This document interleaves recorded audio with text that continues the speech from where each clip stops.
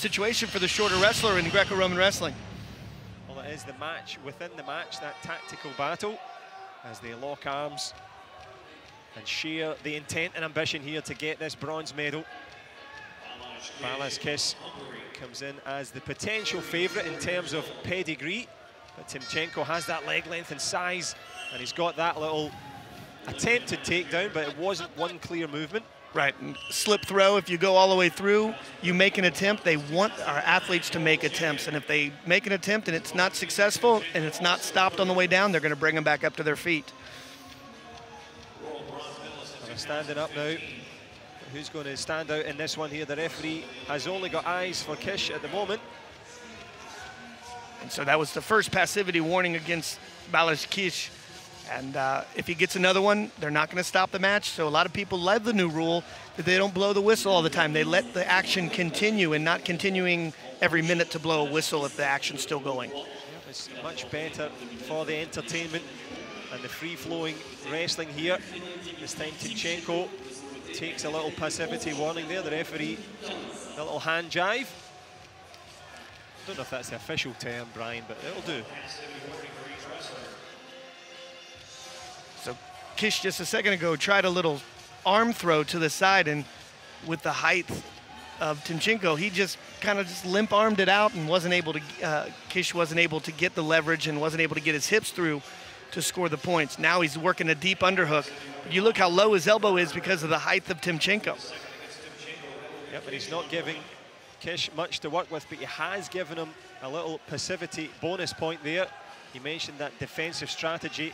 The referee was also aware of it, and it gives Kish a little advantage here.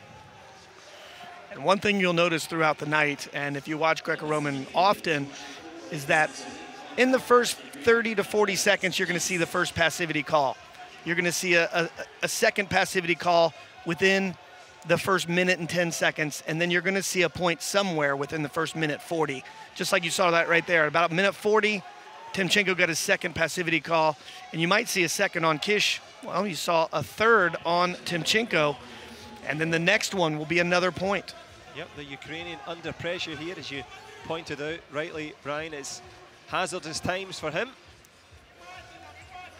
Last 30 seconds here in this engrossing opening battle, and Balaskish, well, he will be delighted with the start he's made here. Nothing as an offensive threat so far, as he ties up the neck of the big man TIMCHENKO.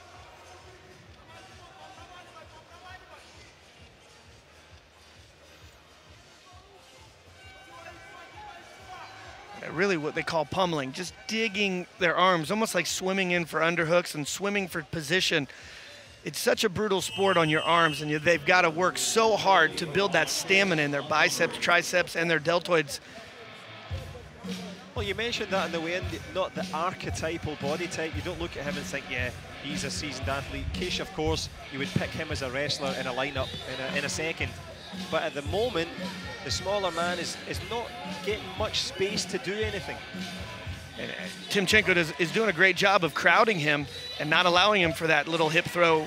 Although Kish did get his hips around into position there, but TIMCHENKO is just not allowing him to get chest to chest with him, because obviously with his lower center of gravity, if he locks and lifts and gets TIMCHENKO off his feet, there could be airtime.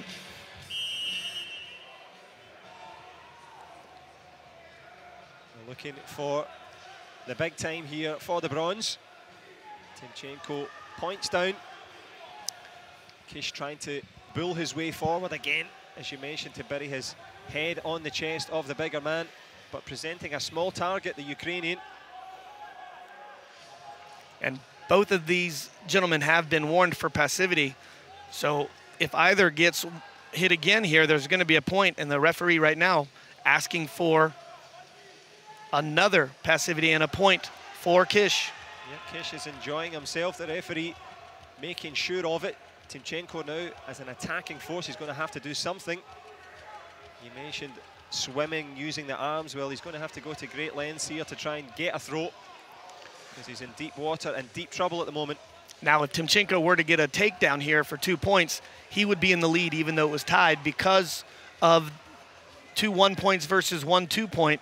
The larger score will get criteria. and criteria denoted by the little mark under the scoreboard, which we may see, but we're certainly seeing a warning this time in favour of TIMCHENKO against Kish. So the Ukrainian clawing his way back into this one here. Lovely movement there from Kish, just separates himself. Just, again, limping his arm, limping his shoulder, and from just solid position with an underhook, they're so good at feinting the position to get out of the way. So when you say limping the arm, does that mean you're not giving them anything, any purchase, any momentum? Exactly, so you dig really hard with your bicep muscle and then you relax it. Well, you can pull that right out. Got it. It makes it a little easier to score. Got it. Well, it's not been easy for either of them to score in terms of attacking wrestling. Plenty of intent from both, but we're moving now into the business end. The final minute here of what has been an engrossing bronze medal battle as Kish tries to go up and over with that underhook this time. Who can find the momentum? This one in the balance here. And again, another passivity call against TIMCHENKO.